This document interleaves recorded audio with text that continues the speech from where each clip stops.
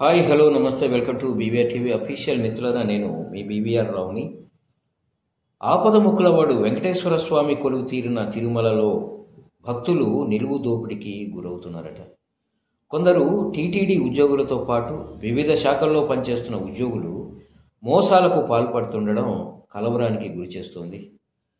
తాజాగా తిరుమలలో ఓ 5గురు 300 రూపాయల ప్రత్యేక దర్శన నకిలీ టికెట్లను విక్రయించినట్లు గుర్తించడంతో విజిలెన్స్ పోలీసులు వారిని అదుపులోకి తీసుకొని విచారిస్తున్నారట.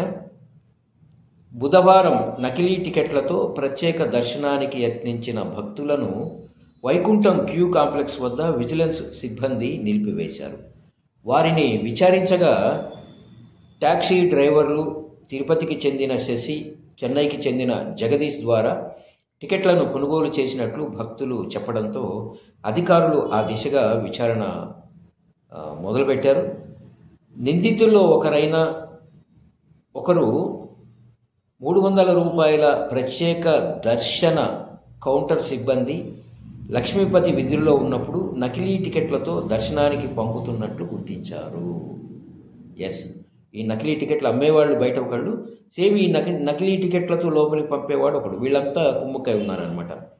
ఈయనతో పాటు అగ్నిమాపక సిబ్బంది మణికంఠ, భానుప్రకాష్ ఈ నిందితుల్లో ఉన్నారట. మణికంఠ సహాయంతో నకిలీ టికెట్లు తయారు చేస్తున్నట్లు విచారణలో తెలిసింది.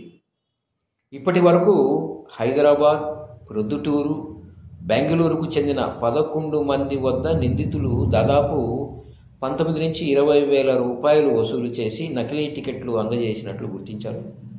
విజిలెన్స్ వింగ్ పోలీసులు 5గురు నిందితులను అదుపులోకి తీసుకుని విచారిస్తున్నారు. బాగానే ఉంది. అయ్యా, ఇప్పుడు ఏం జరుగుతుంది? ఇవి కూడా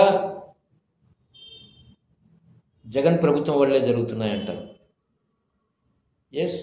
తప్పకుండా అంటారు. మీ ప్రభుత్వంలో జరిగింది అని ఒప్పుకోరు. ఇది జగన్ ప్రభుత్వం వల్ల జరుగుతోంది. ఇదంతా ఇది జగన్ చేసిన తప్పులే. తిరుమలలో ఈ మధ్యకాలంలో ఎప్పుడూ చూడలేదు.